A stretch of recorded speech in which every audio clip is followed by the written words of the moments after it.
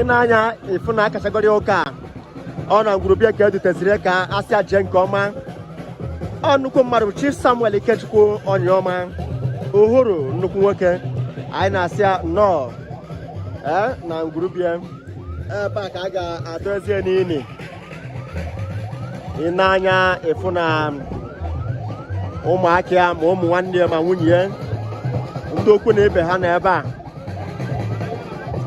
anyị na-asị nnukwu mmadụ Chief Ernest Onya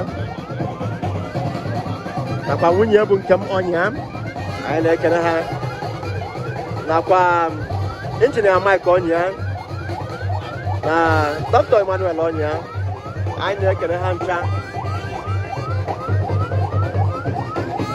na-ekenekwa Juliana Onya ndị dịgasị iche iche ebe dị iche iche na-esore anyị na-ekene na-asị ya barụ ndalụnụ maka isore anyị na Amokwe TV. In our Batana Guaya Bishes and Guaya Bin on one in anywhere you are all over the world, share this video, let it go viral.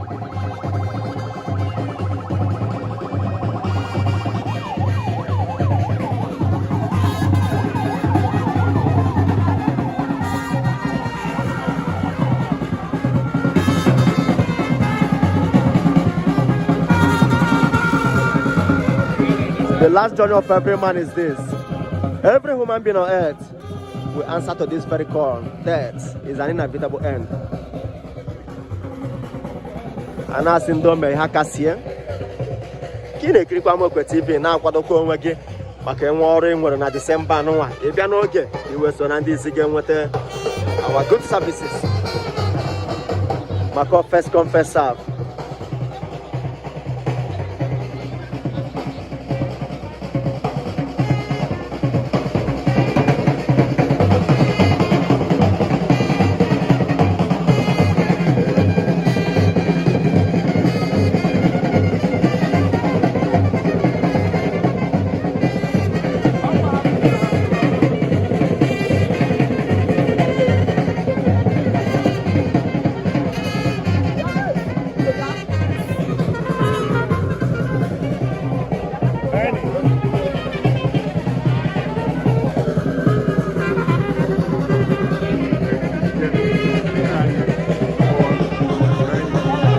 Onye nke tọrọ ya bụ Ernest Onya nnukwu nwoke o shi all the way from USA wee bata anyị na-asị aka sie ị ga-afụkwa ụmụaka ya anyị na-ebata maka ya bụ elimozu anyị na-asị ndị ezinụlọ Onyiaoma niile ka sie.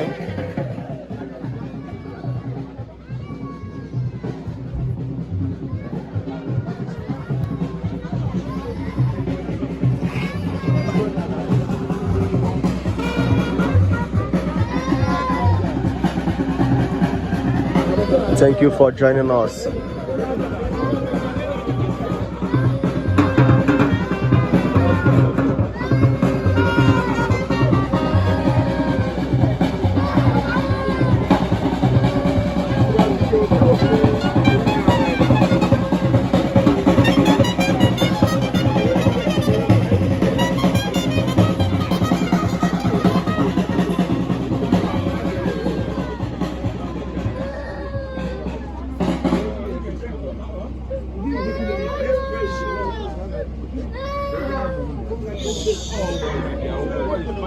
Hallelujah. This is why I love the Father of the land.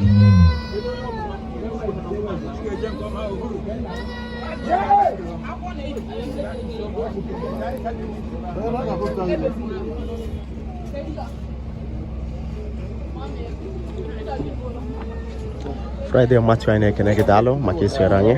M ga na-agwa anyị bụ nche soro anyị bụ nche ekiri ihe onyonyo a ebe anyị nọ bụ na Uti Town. Uti Town dị n'Uti local government area na Enugu State, southeastern part of Nigeria, West Africa. Onye nwe anyị nọnyere unu na page 14 of our service program.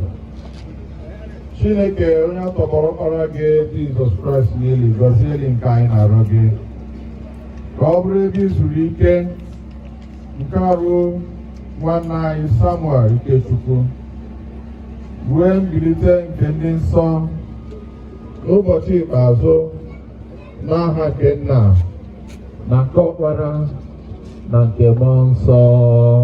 Amen.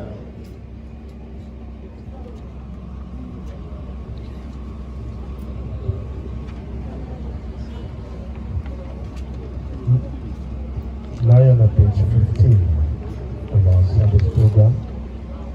Mmadụ nke nwaanyị mụrụ nwere naanị mkpụmkpụ mgbe ịdị ndụ. O jupụtakwara n'ihu ju anya. O bupụtara ebudata ya dịka ifuru osisi. Ọ na-agbapụ dịka olugbo. Ọ dọghị anọgide n'otu ebe. N'etiti ndụ anyị nọ n'ọnụ, onye ka anyị ga-agbakwuru n'ihi inye aka?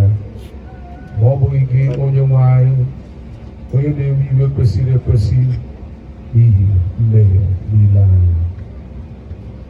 Ma otu ọ dị, gị onye nwe anyị Chineke kasị dị nsọ, gị onye nwe anyị kasị ike, gị onye nzọpụta dị nsọ kasịkwa n'ebere, arọlala anyị dị n'aka ihu ụfụ dị ilu nke ọnwa ebighị ebi. Onye nwe anyị, ị maara ihe nzuzo niile nke obi anyị, emechikwala ntị ebere gị na-edere anyị, ma rapụ anyị onye nwe anyị kasị dị nsọ, gị Chineke kasị ike, gị onye ikpe kwesịrị ekwesị nke ukwuu, onye na-adị ndụ ebighị ebi. Ekwela anyị dapụ n'ebe ị nọ na mgbe ikpeazụ nke ndụ anyị n'ihi ihe ụfụ ọbụla nke ọnwụ. Affirmation of faith, page 15. Ihe niile nke nna m na-enye m ga-abịakwute m, ihe na-abịakwute m ga-achụpụ ya n'ọrụ. Gị onye mere ka Jizọs si n'ọnwụ bilie ga-enyekwa anụ arụ anyị bụ ịnwụ anwụ ndụ.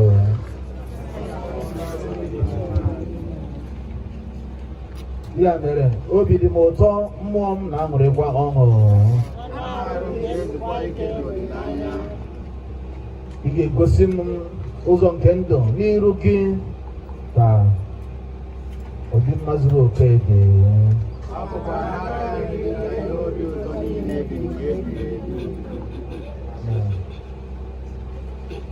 Abụ nọmba 50 na page 14. Abụ 50.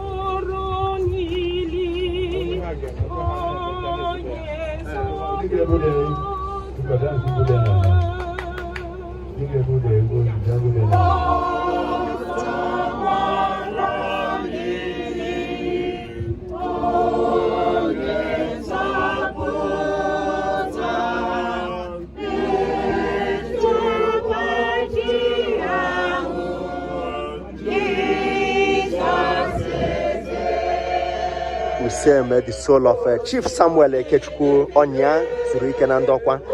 May his soul continue to rest in perfect peace. This is his final journey here on earth. Thank you all for joining Amokwe TV.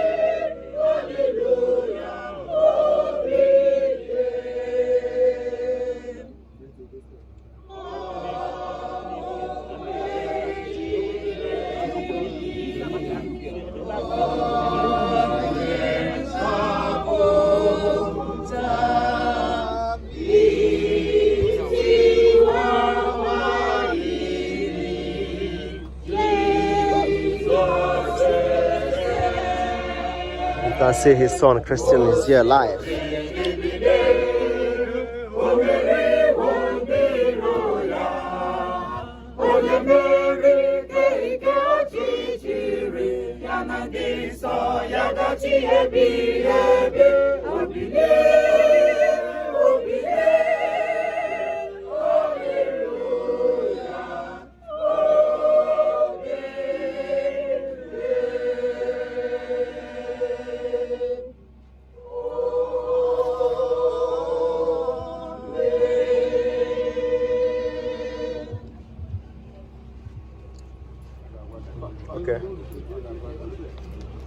N'ime okwukwe na-ezi olileanya nke mbilite n'ọnwụ bụ na ndụ ebighị ebi site n'onye nwe anyị Jizọs Kraịst ya rara arụ nwanne anyị wee nye n'ala aja lara aja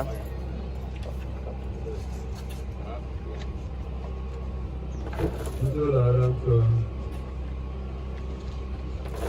ụzụzụ lara ụzụzụ ka Chineke were amara ya nara ọrụ ịhụnanya nke a ka o kwe ka anyị niile wee chetakwa ọnwụ ebe anyị dị ndụ na-aghọtakwa na ndụ eju n'ebe anyị na-anwụ anwụ ka ọ ga-abụ n'ụbọchị ikpeazụ nke ndụ anyị ka anyị soro n'ọṅụ ọgụgụ ndị ga-aba n'ọnụọgụgụ ndị ga-aba nke mbilite n'ọnwụ site na Jizọs Kraịst bụ onye nwe anyị. Onye nwe anyị mere anyị ebere. Onye nwe anyị mere anyị ebere.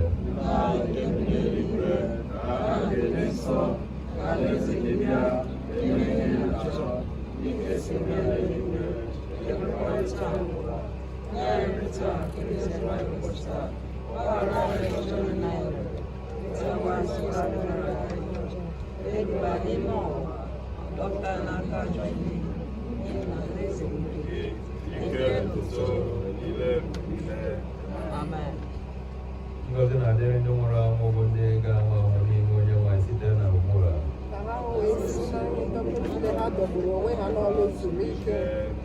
Mgbe m na m ga-ele ịdị mma Jehova inye aka anyị dị n'aha onye nwe anyị. Ngọzi dịrị aha onye nwe anyị.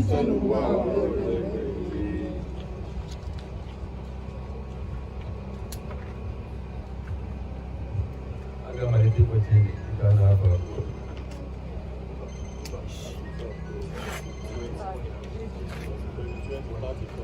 page 20 abụ 34 page 20 abụ 34.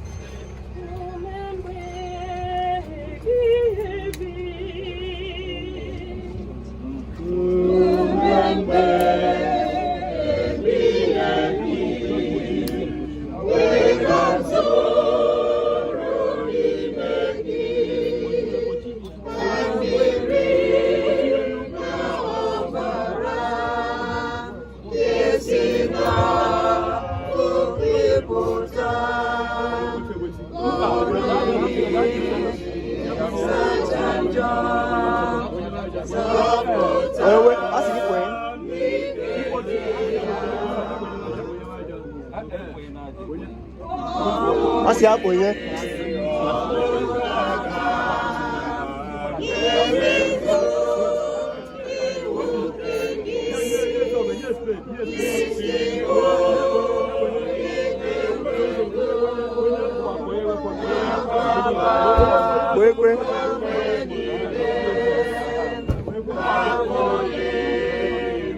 Put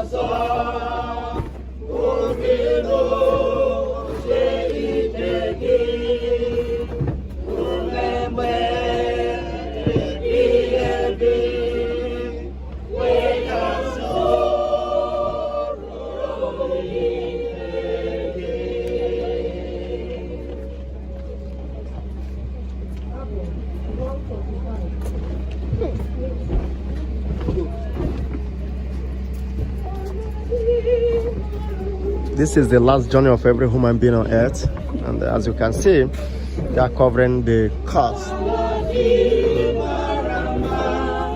So after covering the corpse, the reception of the whole ceremony begins again.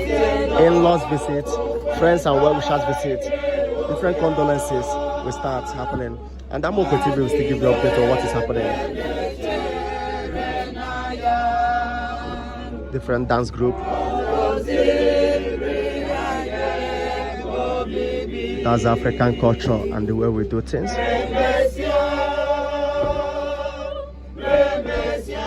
are still here live at Onyiaoma's family compound. Onyiaoma's family compound is at Umuoka. Umuoka is in Udi town. Udi town is in Udi local government area of Enugu State. Enugu State is in eastern part of Nigeria and also West Africa.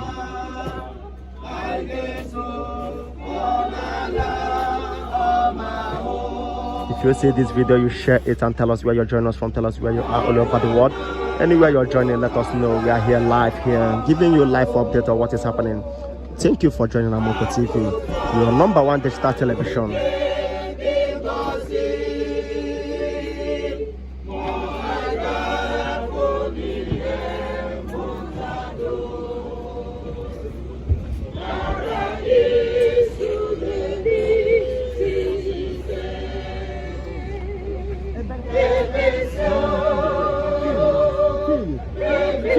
You can see the family and well-wishers, they are all here.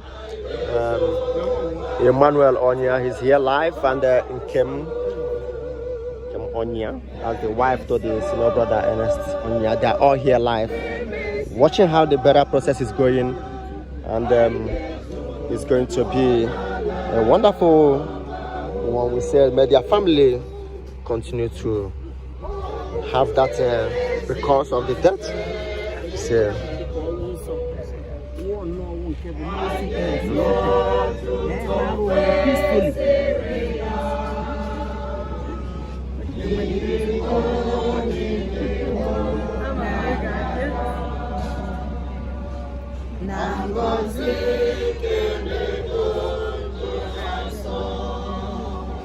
so friends and well wishers watching this live broadcast, watching how the final interment is ongoing.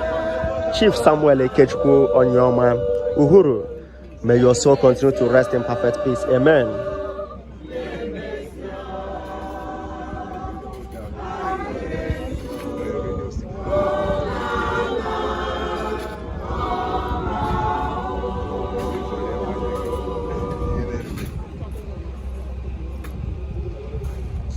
The Anglican Church Choir, they are here singing while they are covering.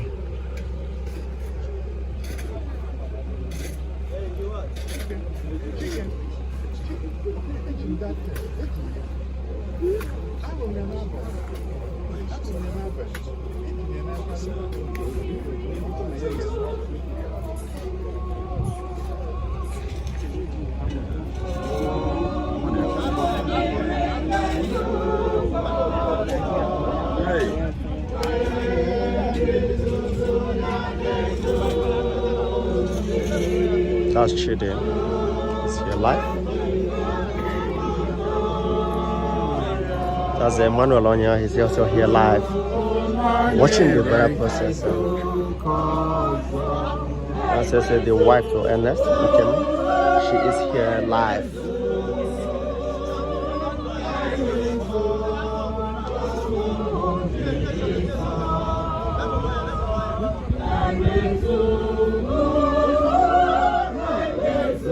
Thank you all for joining this live broadcast. You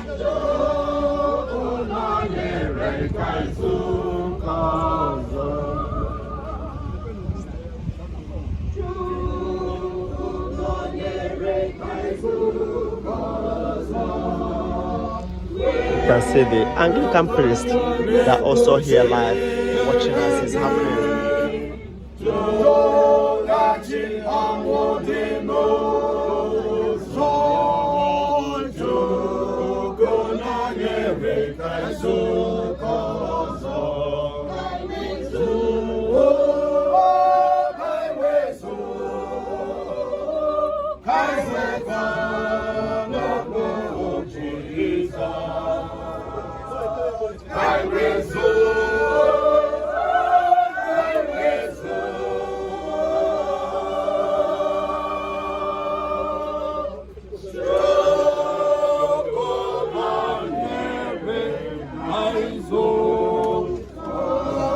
Thank you, Adeji Jemba. Thank you.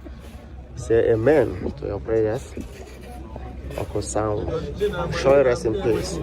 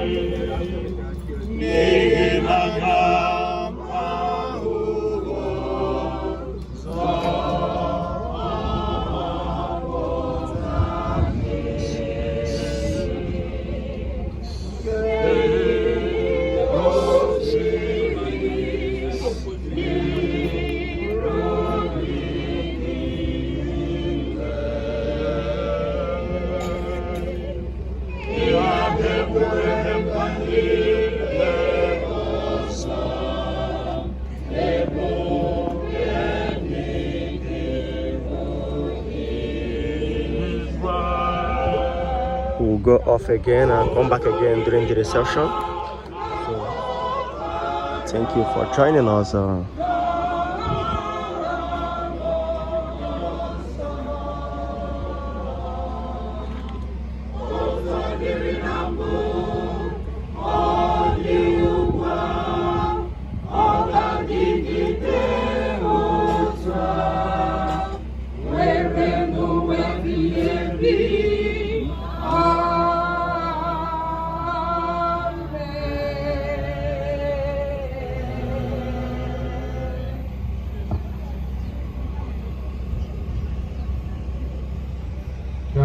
Chineke anyị na-ekele gị onye nwe anyị Chineke nke eluigwe anyị nọnyere anyị n'ịbịa ozi a n'isi ọrụ gị nwoke anyị ekele gị maka ụmụ gị ninyere aka n'ụzọ dị iche iche ma ndị mara ihe ndị na-egochigwe n'oge a ka mara gị bara ha ụba ịhụma nyere anyị aka Chineke ka anyị dozie ndụ anyị nke ọma mara na anyị bụ ihe na-akwụsị akwụsị ka n'ikpeazụ ndụ anyị ka anyị ṅụrie ọṅụ n'ala eze gị n'aha Jizọs Kraịst onye nwe anyị.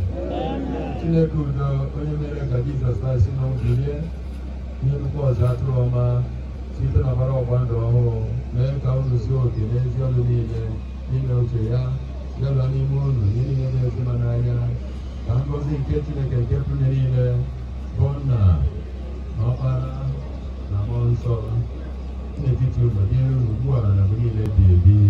Amen.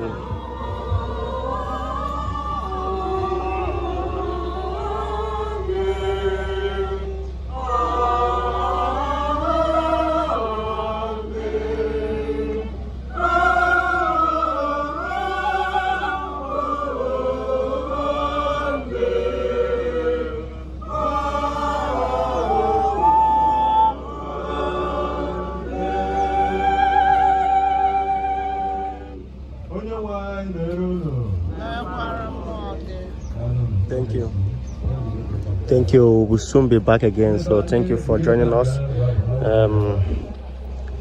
We'll go off and come back again very soon, so continue to follow Amokwe Community TV. Click subscribe in our TV channel and also click the notification button so that we always get our updates when we go live. We'll have a lot of activities during this Christmas period that will entice you and make you feel better.